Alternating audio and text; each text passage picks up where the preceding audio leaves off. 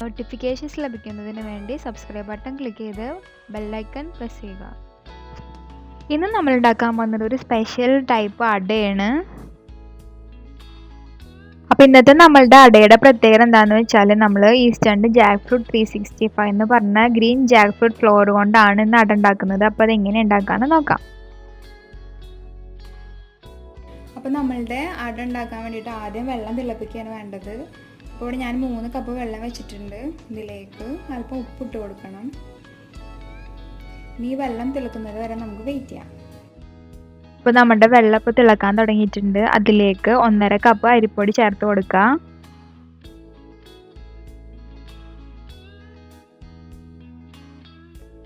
Next നമ്മൾ ഇതിലേക്ക് 1/3 cup green Jack fruit floor ചേർത്ത് കൊടുക്കുക. ഇതൊന്ന് മിക്സ് ചെയ്ത് കൊടുക്കുക നന്നായിട്ട്.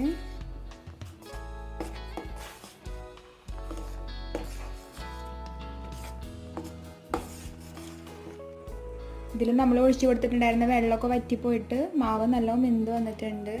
അപ്പോൾ ഇനി ഇതൊരു പാത്രത്തിലേക്ക് മാറ്റി കൊടുക്കണം. നമ്മളുടെ മാവ് നല്ല ചൂടുള്ള കാരണം അത് ചൂടാറുന്നത് വരെ വെയിറ്റ് ചെയ്യുക, അല്ലെങ്കിൽ കൈ പൊള്ളുള്ളൂ. ഇനി നമുക്ക് മാവ് ഒന്ന് കുഴച്ചെടുക്കാം. ഇപ്പോഴും ചെറുതായിട്ട് ചൂടൊക്കെ ഉണ്ട്. അങ്ങനെ നമ്മളുടെ മാവ് നന്നായി കുഴച്ചിട്ട് 4ആയിട്ട് ഡിവൈഡ് ചെയ്ത് വെച്ചിട്ടുണ്ട്. ഇനി നമുക്ക് ബാക്കിയുള്ള ചേരുവകൾ തയ്യാറാക്കാം. നെക്സ്റ്റ് നമുക്ക് ജാഗരി ഒന്ന് മെൽറ്റ് ചെയ്ത് കൊടുക്കണം. ഇവിടെ ഞാൻ 4 piece jaggery 1/4 cup water use ചെയ്തിട്ടാണ് മെൽറ്റ് ചെയ്യുന്നത്. അപ്പോൾ ഇതൊന്ന് മെൽറ്റ് ആകുന്നത് വരെ വെയിറ്റ് ചെയ്യാം. അങ്ങനെ നമ്മളുടെ ജാഗരി കംപ്ലീറ്റ് മെൽറ്റായി കിട്ടിയിട്ടുണ്ട്. ഇനി ഇത് നമ്മൾ ഗ്രേറ്റ് ചെയ്തിട്ടുള്ള കോക്കനട്ടിലേക്ക് ഒഴിച്ചു കൊടുക്കാം. ഇവിടെ ഞാൻ 1.5 കപ്പ് ഗ്രേറ്റ് ചെയ്ത കോക്കനട്ട് എടുത്തിട്ടുണ്ട്. ഇതിലേക്ക് നമ്മൾ മെൽറ്റ് ചെയ്തിട്ടുള്ള ജാഗരി സിറപ്പ് ഒഴിച്ചു കൊടുക്കാം.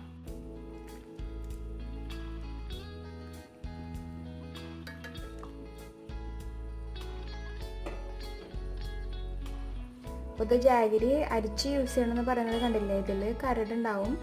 അപ്പോൾ ഇത് നമുക്കൊന്ന് മിക്സ് ചെയ്ത് കൊടുക്കാം.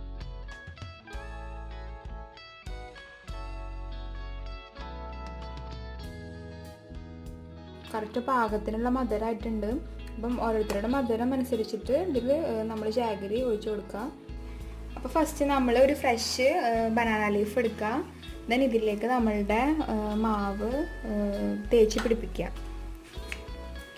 മാവ് ഇങ്ങനെ പെട്ടെന്ന് അതിൽ ഒട്ടി പിടിക്കില്ല. അപ്പോൾ അല്പം വെള്ളം ചേർത്തിട്ട് വേണം നമ്മൾ ഇതിങ്ങനെ പ്രസ് ചെയ്ത് കൊടുക്കാൻ. അപ്പോൾ നമ്മൾ കുറച്ച് വെള്ളത്തിൽ കൈ മുക്കിയതിന് ശേഷം ഇതിങ്ങനെ പ്രസ് ചെയ്തിട്ട് ഈ ലീഫിൽ നിറയെ ആക്കി കൊടുക്കുക.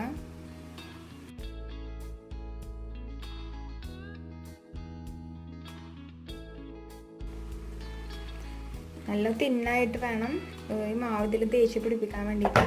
നല്ല കട്ടി പാടില്ല. അങ്ങനെ നമ്മൾ കംപ്ലീറ്റ് മാവ് അതിൽ തേച്ച് പിടിപ്പിച്ചിട്ടുണ്ട് ഇലയിൽ. ഇനി ഇതിൻ്റെ മുകളിലായിട്ട് നമ്മൾ കോക്കനട്ടും ജാഗരിയും കൂടിയിട്ടുള്ള മിക്സ്ചർ ഇട്ട് കൊടുക്കുക. അതും നല്ലോണം തിന്നായിട്ടുള്ള ലെയറിൽ ഇട്ട് കൊടുക്കുക.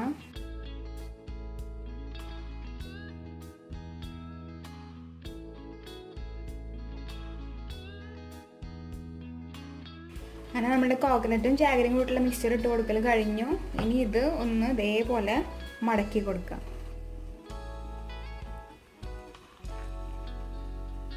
നെക്സ്റ്റ് ഇത് നമുക്ക് ഒരു സ്റ്റീമറിൽ വെച്ചിട്ട് വേവിച്ചെടുക്കാം. ഞാൻ ഓൾറെഡി ഒരു സ്റ്റീമർ അടുപ്പത്ത് വെച്ചിട്ടുണ്ടായിരുന്നു. അപ്പോൾ അത് തീ കുറച്ച് ശേഷം നമുക്ക് മെല്ലെ ഓപ്പൺ ആക്കി കൊടുക്കാം.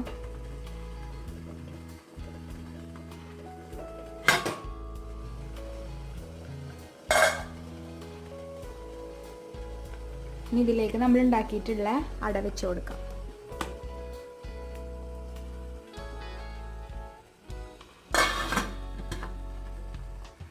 ഇനി ഇത് റെഡി ആകുമ്പോഴത്തേനും നമുക്ക് ബാക്കിയുള്ള അടം കൂടി ഉണ്ടാക്കിയെടുക്കാം. നമുക്ക് തീ കുറച്ച് വെച്ച ശേഷം ഇതൊന്ന് പൊക്കി നോക്കാം നമ്മൾ അട വെന്തോ ഇല്ലേ.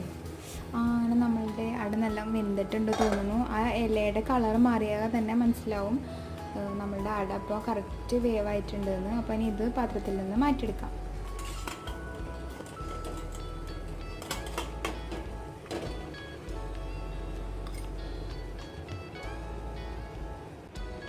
നമ്മളുടെ അടയൊക്കെ തയ്യാറായിട്ടുണ്ട്. ഇപ്പോൾ ചൂടാറിയിട്ടുണ്ട്.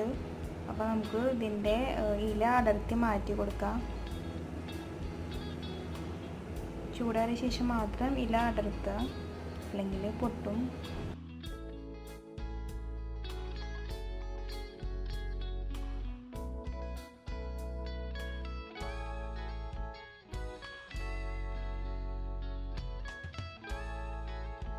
അപ്പോൾ നമ്മളുടെ വീഡിയോ ഇഷ്ടപ്പെട്ടാൽ വീഡിയോ ലൈക്ക് ചെയ്യുക, കമൻറ്റ് ചെയ്യുക, ഷെയർ ചെയ്യുക, അതുപോലെ തന്നെ ചാനൽ സബ്സ്ക്രൈബ് ചെയ്യുക.